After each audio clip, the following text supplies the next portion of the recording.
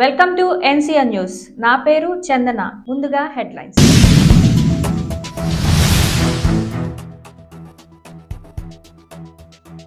Land titling act కు వ్యతిరేకంగా ఉరితాళ్లతో న్యాయవాదుల వినూత్న నిరసన. తూర్పుగోదావరి జిల్లా నిడదవోలులో రాష్ట్ర ప్రభుత్వం తీసుకువచ్చిన ల్యాండ్ టైటిలింగ్ యాక్ట్ కు వ్యతిరేకంగా నిడదవోలు బార్ అసోసియేషన్ ఆధ్వర్యంలో జూనియర్ సివిల్ జడ్జ్ కోర్టు ప్రాంగణం నందు న్యాయవాదులు 4వ రోజు వినూత్న రీతిలో ఉరితాళ్లు కట్టుకుని నిరసనను తెలియజేశారు. ల్యాండ్ టైటిలింగ్ యాక్ట్ కు వ్యతిరేకంగా బార్ అసోసియేషన్ సభ్యులు తమ విధులకు గైజ్వారు 5 రీలే నిరాహార దీక్షలు చేపట్టారు. ఈ నిరసన దీక్షలకు జనసేన పట్టణ అధ్యక్షులు రంగా రమేష్, ఇఫ్టు జిల్లా నాయకులు ఈమని గ్రీష్మకుమార్లు తమ సంపూర్ణ మద్దతు ప్రకటించారు. నిడదవోలు బార్ అసోసియేషన్ అధ్యక్షులు ములగాల రవికుమార్ ఆధ్వర్యంలో నిర్వహించిన ఈ వినూత్న రీతిలో నిర్వహించిన ఈ రీలే నిరాహార దీక్షలకు విశేష స్పందన లభించింది. ఈ కార్యక్రమంలో బార్ అసోసియేషన్ అధ్యక్షులు Mulagala Ravikumar, general secretary Degapati Mahesh, treasurer Gummapu Gabriel, sports secretary Akutota Satish Kumar, Ujjina Satyaprasanna, Chitta Ramesh, senior న్యాయవాదులు యామన శ్రీనివాస్, సింగంశెట్టి సూర్యనారాయణ, ఊసరపు వెంకన్నబాబు, నక్క వెంకటేశ్వరరావు, దేవులపల్లి రవికుమార్, ఫణితెన వీరాంజనేయ చౌదరి, ఉల్లూరు సతీష్, మహమ్మద్ మహబూబ్ మరియు బార్ అసోసియేషన్ సభ్యులు పాల్గొన్నారు.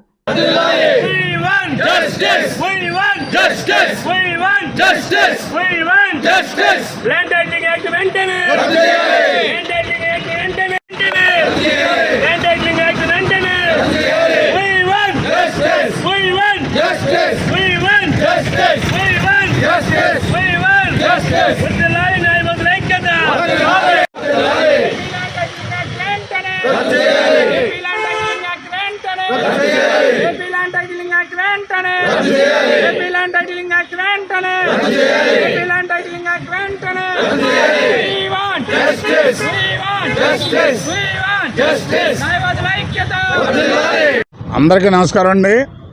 ఈరోజు మేము నిడదవోలు బార్ అసోసియేషన్ తరఫున ఈ కొత్తగా వచ్చినటువంటి ఈ భూ హక్కుల చట్టం గురించి నిరసన తెలియజేస్తూ కార్యక్రమాలు నిర్వహించడం జరుగుతుందండి. ఈరోజు ఇవాళకి 4వ రోజు. మరి మొట్టమొదటిసారిగా మేము బైక్ ర్యాలీని నిర్వహించడం జరిగింది బార్ అసోసియేషన్ తరఫున. అలాగే ఒకరోజు చేతికి సంఖ్యల కార్యక్రమం చేశాము. ఈరోజు ఈ చట్టానికి ఉరి అనే కాన్సెప్ట్తో మేము నిరసన తెలియజేయడం జరిగింది.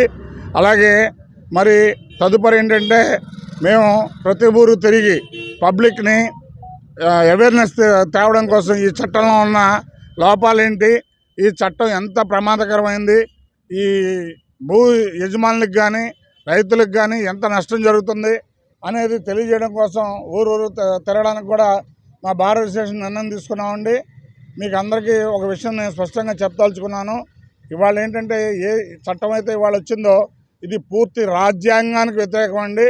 మనిషి యొక్క ఆస్తి హక్కుకి భంగం కలిగించే చట్టం అండి ఇది. ఎందుకంటే ఇది ఒక రకంగా చెప్పాలంటే ఇది చీకటి చట్టం. మీకు అందరికీ తెలుసు, ఇవాళ ఆస్తి అనేది ఎవరి పేరున్నా దస్తావేజుల ద్వారా రావాలి. కానీ ఇవాళ కొత్తగా తెచ్చినటువంటి చట్టం ప్రకారం ఒక రిజిస్ట్రింగ్ ఆఫీసర్ ఉంటాడండి, అది కూడా రెవెన్యూ అధికారి. రెవెన్యూ అధికారి అనగానే మీకు అందరికీ తెలుసు, అంటే భవిష్యత్తులో ఏ పార్టీ అధికారంలో ఉంటే వాళ్ళు చెప్పినల్లా నడుస్తుంది, అలాగే డబ్బున్నవాడు చెప్పినల్లా నడుస్తుంది. చిన్నోడు బలైపోతాడు, చిన్న సన్నకారు రైతులు కూడా బలైపోతారు. పైగా ఇందులో ఒక దారుణమైన సెక్షన్ ఏంటంటే ఇది ల్యాండ్ టైటిలింగ్ ఒకసారి రిజిస్టర్ అయిన తర్వాత 2 నెలల లోపల కనుక దాని మీద మనం నిరసన కానీ లేదా మన అభ్యంతరం కానీ తెలియజేయకపోతే ఇంక దాన్ని పెర్మనెంట్గా ట్రీట్ చేస్తారు. ఇది పైగా ఇది ఆన్లైన్లో కనపడదు. మరి ఎంతమంది ఇవాళ అసలు మీ భూమికి సంబంధించి అక్కడ ఏం రిజిస్టర్ అయిందో మీకు తెలియదు. సడన్గా ఎవడో వచ్చి కబ్జాదారు వచ్చి ఇది నా పేరు రిజిస్టర్ అయింది, 2 సంవత్సరాల తర్వాత వచ్చి నా పేరు రిజిస్టర్ అయింది, ఇది నాది అన్నప్పుడు మీరు కళ్ళు తెచ్చుకుని లబోదీపం అన్నా ఇంకా దానికి అప్పీల్ లేదు. ఎందుకంటే దీనికి లిమిటేషన్ కూడా సవరిస్తున్నారు. చాలా దారుణమైన చట్టం ఇది. ప్రజాస్వామ్య పూర్తి హక్కులకి ప్రజాస్వామ్య విఘాతం ఇది. ఎందుకంటే ఒక మనిషి స్వేచ్ఛగా బతకడానికి ఇది ఆటంకం కలిగించే చట్టం ఇది. అంతేకాదు ఇంకొక దారుణమైన విషయం ఏంటంటే ఇన్నాళ్ళు మనకు అన్యాయం జరిగితే కోర్టుకు వచ్చి న్యాయం కోసం పోరాడే అవకాశం ఈ దేశంలో మన రాజ్యాంగం ద్వారా కల్పించబడిన హక్కు అది. కానీ ఇవాళ ఈ చట్టం ద్వారా ప్రభుత్వం తీసుకొచ్చిన మార్పు ఏంటంటే ఇక సివిల్ కోర్టు పరిధి ఏదైతే ఉందో దాని నుంచి ఈ చట్టం పరిధి నుంచి సివిల్ కోర్టులను తప్పించారు. కాబట్టే మేము ఇవాళ న్యాయస్థానాలకు ఉరి అనే ఒక స్లోగన్ తీసుకుని నిరసన తెలియజేయడం జరుగుతుంది.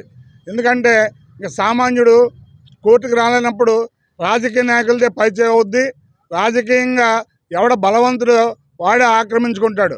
కాబట్టి పూర్తిగా కూడా చిన్నకారు రైతులందరూ కూడా నష్టపోయే ప్రమాదం ఉంది. ఇది జనానికి అర్థం కాక ఏంటి న్యాయవాదులు ఒక్కళ్ళే ఏదో ఫైట్ చేస్తున్నారు అనుకుంటున్నారు. కానీ రేపనే రోజు ఇది పూర్తి అమల్లోకి వచ్చిన తర్వాత ఈ రిజల్ట్ చూసినప్పుడు ప్రతి ఒక్కళ్ళు కూడా బలైపోయే పరిస్థితి ఖచ్చితంగా వస్తుంది. కాబట్టి పబ్లిక్ని అవేర్నెస్ పెంచే ఉద్దేశంలో భాగంగా మేమందరం కూడా నెక్స్ట్ వీక్ మా భారత స్టేషన్ తరఫున మేజర్ విలేజెస్ ఏదైతే ఉన్నాయో ప్రతి విలేజ్ కూడా వెళ్ళి వాళ్ళని ఈ సబ్జెక్టు మీద చెప్పి పబ్లిక్ని అవేర్నెస్ పెంచడానికి మా వంతు ప్రయత్నం చేస్తాం. అలాగే పబ్లిక్ కూడా మాకు ఈ విషయంలో బాగా సహకరించాలి. ఎందుకంటే ఇది మా కోసం కాదు, మీకోసం మేము చేసే పోరాటం ఇది. ఎందుకంటే సామాన్యుడు బలి అవ్వకుండా ఉండాలి, సామాన్యుడికి న్యాయం అందుబాటులో ఉండాలి. ఇంకొక విషయం ఏంటంటే ఇవాళ దాదాపు 1000 కోట్లు ఉన్నప్పటికీ కూడా స్టేట్లో జరగని న్యాయం జిల్లాకు ఒక రెవెన్యూ ఆఫీసర్ వల్ల ఎలా జరుగుద్ది ఒకసారి మీరు అందరూ ఆలోచించండి. ఒక జిల్లాలో ఒక ఆఫీసర్ వల్ల ఇన్ని కోట్లుండి జరగని న్యాయం ఒక ఆఫీసర్ వల్ల ఎలా జరుగుద్ది? అదీగాక మరి చట్టంలో ఉన్న ఈ సిపిసిని అంటే సివిల్ ప్రొసీజర్ కోడ్ని దీనికి అప్లై చేయరు. అంటే ఖచ్చితంగా ఎవడ ముందెళ్ళి ఎవడ రాజకీయంగా బలవంతుడో వాడు పేరు రాయించుకునే అవకాశం పూర్తిగా ఉంది. కాబట్టి ఆ విధంగా మీ ఆస్తులను కోల్పోయే అవకాశం చాలా ఎక్కువగా ఈ చట్టంలో ఉన్నాయి. కాబట్టి దయచేసి మీరందరూ కూడా సహకరించండి. మా భారత స్టేషన్ దీని మీద మా శక్తివంచన లేకుండా పోరాటం చేయడానికి భారత స్టేషన్ ఏకగ్రీవంగా తీర్మానించడం జరిగింది. మా నిడదవోలు భారత స్టేషన్ మా ప్రెసిడెంట్ గారి ఆధ్వర్యంలో మేమందరం కూడా ఈ కార్యాచరణ రూపొందించుకొని దీని మీద యుద్ధం చేయడానికి సంసిద్ధంగా ఉన్నామని తెలియజేస్తున్నా. థ్యాంక్ యూ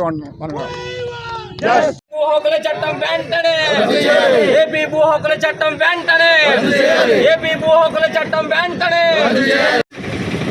నా పేరు కృష్ణ కుమార్, భారత కార్మిక సంఘాల సమాఖ్య ఐఎఫ్టియు జిల్లా సహాయ కార్యదర్శి. నిడదవోలు పట్టణంలో గత 5 రోజులుగా న్యాయవాదులు నిరసన దీక్షను చేస్తూ ఉన్నారు. ఇది కేవలం నిడదవోలులోనే కాకుండా రాష్ట్ర వ్యాప్తంగా వివిధ ప్రాంతాల్లో జరుగుతూ ఉంది. ఇందులో విచిత్రం ఏంటంటే లక్షలాది మంది ఈ కొత్తగా వచ్చినటువంటి కార్మిక సంఘాల సమాఖ్య ఐఎఫ్టియు జిల్లా సహాయ కార్యదర్శి. నిడదవోలు పట్టణంలో గత 5 రోజులుగా న్యాయవాదులు నిరసన దీక్షను చేస్తూ ఉన్నారు. ఇది కేవలం నిడదవోలులోనే కాకుండా రాష్ట్ర వ్యాప్తంగా వివిధ ప్రాంతాల్లో జరుగుతూ ఉంది. ఇందులో విచిత్రం ఏంటంటే లక్షలాది మంది ఈ కొత్తగా వచ్చినటువంటి భూ హక్కు చట్టం ద్వారా నష్టపోతున్నప్పటికీ కేవలం న్యాయవాదులు మాత్రమే స్పందిస్తూ ఉన్నారు. మిగతా మేధావి వర్గం మౌనం వహిస్తూ ఉంది. ఇది ప్రజాస్వామ్యానికి సరైనటువంటి విషయం కాదు. ఈ రోజున ఇక్కడ జరుగుతున్నటువంటి ఈ కార్యక్రమం ప్రజాస్వామ్యానికి గురి అనేటువంటి పేరు మీదుగా ఈ భూ హక్కు చట్ట రద్దు చేయాలని చెప్పేసి కార్యక్రమం నిర్వహిస్తూ ఉన్నారు. ప్రధానంగా న్యాయవాదులు కానీ మేధావులు కానీ ప్రశ్నించాల్సిన విషయం, ప్రజలు అర్థం చేసుకోవాల్సినటువంటి విషయం, ఆంధ్ర రాష్ట్రంలో సివిల్ కోర్టులు ఉన్నాయి. న్యాయవాదులు ఆలోచన చేయాల్సినటువంటి ప్రభుత్వాలు కేంద్ర ప్రభుత్వ సూచనని అడ్డం పెట్టుకొని ఇక్కడ ట్రిబ్యునల్స్ ఏర్పాటు చేస్తామని ప్రకటిస్తూ ఉన్నారు.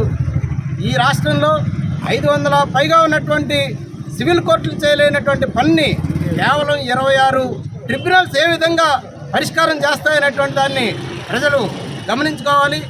అదే కాకుండా దీన్ని ఏదన్నా సవాల్ చేయాలంటే ట్రిబ్యునల్ పైన కనీసం మీరు స్థానిక కోర్టులకు వెళ్ళండి అనేటువంటి అవకాశాన్ని కూడా ఇవ్వకుండా డైరెక్ట్గా హైకోర్టుకి వెళ్ళమని చెప్తా ఉన్నారు. అంటే దీనివల్ల చిన్నటువంటి లావాదేవీ చిన్న విషయాలు ఏవైతే ఉంటాయో 100 గజాలకు సంబంధించినటువంటి అని కానీ 200 గజాలకు సంబంధించినటువంటి ఆస్తి తగాదాలు కానీ అదేవిధంగా ఎకరం 2 ఎకరాలు ఉన్నటువంటి చిన్న సన్నకారు రైతులు కానీ తమకి ట్రిబ్యునల్లో ఏ విధమైనటువంటి తీర్పు వచ్చినా సరే దాన్ని సవాల్ చేయాలంటే ఇవాళ లక్షలాది రూపాయల వ్యయంతో కూడుకొని ఎంతో దూర భారాలతో కూడుకున్నటువంటి హైకోర్టుకు వెళ్ళి మాత్రమే న్యాయం పొందగలుగుతారు. దీన్ని తీవ్రంగా వ్యతిరేకించాలి. మరి ఇలా అనుకున్నప్పుడు ఇక్కడ ఉన్నటువంటి సివిల్ కోర్టులు ఎందుకు, ఇక్కడ ఈ జడ్జిలు ఎందుకు, ఈ నిర్మాణాలు ఎందుకు? దశాబ్దాలుగా ఇక్కడ సివిల్ కోర్టుల ద్వారా న్యాయం పొందుతున్నటువంటి ప్రజలకి తీరని ద్రోహం చేస్తా కేవలం తమ పక్షపాతులుగా పాలక పక్షానికి ఎవరైతే అనుకూలంగా ఉంటారో వాళ్ళ పేరున మొత్తం రాష్ట్రంలో ఉన్నటువంటి అసైన్డ్ భూములు కానీ వేరే రకాల భూములు కానీ బదలాయించుకోవాలి, ఏకపక్షంగా తాము ఆస్తులు సంపాదించుకోవాలనేటువంటి లక్ష్యంతో ఇక్కడ ఆంధ్రప్రదేశ్ ప్రభుత్వం వ్యవహారం చేస్తూ ఉంది. ఇది పేద ప్రజలకి తీరనటువంటి ద్రోహం. తక్షణమే దీన్ని ఈ నూతన భూ హక్కు చట్టాన్ని రద్దు చేయాలని చెప్పేసి డిమాండ్ చేస్తూ ఉన్నాం. రద్దు చేయాలి నూతన భూ హక్కు చట్టాన్ని, రద్దు చేయాలి నూతన భూ హక్కు చట్టాన్ని, రద్దు చేయాలి నూతన భూ హక్కు చట్టాన్ని, రద్దు చేయాలి నూతన భూ హక్కు చట్టాన్ని.